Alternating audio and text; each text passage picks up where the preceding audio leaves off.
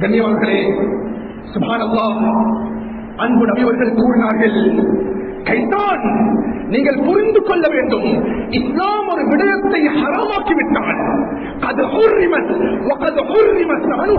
ஒரு விடயத்தை இஸ்லாம் ஹராமாக்கிவிட்டால் அதனுடைய பணமும் அதனுடைய வருமானமும் அதனுடைய இன்கமும் முழுமையாக இஸ்லாத்தில் ஹராமாக்கப்பட்டிருக்குது.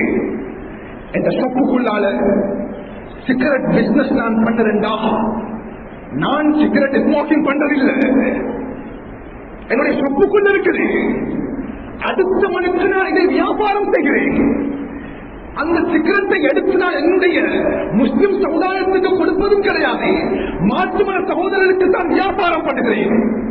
கண்ணியவான்களே, இஸ்லாம் ஒரு விடயத்தை ஹராமாக்கிவிட்டால் அதன் மூலமாக எந்த விதமான வருமானத்தையும், எந்த விதமான இன்வெஸ்ட்மெண்ட்டையும், எந்த விதமான முதலீடுகளையும், எந்த விதமான இன்கம்ஸையும் அந்த ஹராமாக்கப்பட்ட செயல்பாடுகளிலிருந்து எடுத்துக் கொள்வதை இஸ்லாம் ஹராமாக்கி இருக்குது.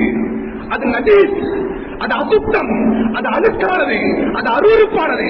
சுப்ஹானல்லாஹ், இந்த சமூகத்தில் 20 வயசு 22 வயது வாலிபர்கள் இந்த பிசினஸ் இருக்கிறாங்க, 25 வயசு வாலிபர்கள் இந்த பிசினஸ் இருக்கிறாங்க. சர்வசாதாரணமாக மாறிவிட்டது. கௌரவமான குடும்பம், கண்ணியமான குடும்பம், நானும் செல்வந்தனாக என்னை காட்டிக் கொள்ளணும், எனக்கும் சமூகத்தில் ரெஸ்பெக்ட் வரணும்.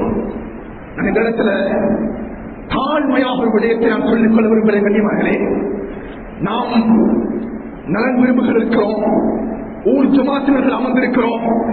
இந்த விடயம் இந்த மிம்பர் மேடைக்குரியது மாத்திரமல்ல.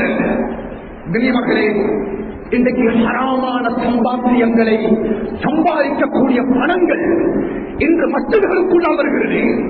ஹராமான சம்பாத்தியங்கள் மதரசாக்குள்ளால் செல்கிறது, ஹராமான சம்பாத்தியங்கள் பாடசாலைக்குள்ளால் செல்கிறது. மிக பெரும் பொறுப்புதார்கள் நாம். இந்த மனிதனுடைய தொழில் ஹராம், இந்த மனிதனுடைய சம்பாத்தியம் நஜீஸ், இந்த மனிதனுடைய சம்பாத்தியம் அருவருப்பானது சரியத்துடைய பார்வையில். மஸ்ஜிதுக்குள்ளால் அந்த சம்பாத்தியத்தினுடைய ஒரு துளி கூட வந்துவிடக் கூடாது, மதரசாக்குள்ளால் ஒரு துளி கூட வந்துவிடக் கூடாது, படிக்கக்கூடிய பாடசாலை மாணவர்களுக்குள்ளால் ஒரு துளி கூட வந்துவிடக் கூடாது. இன்று இந்த பாவம் என்பது ட்ரெண்டாக மாறிவிட்டது.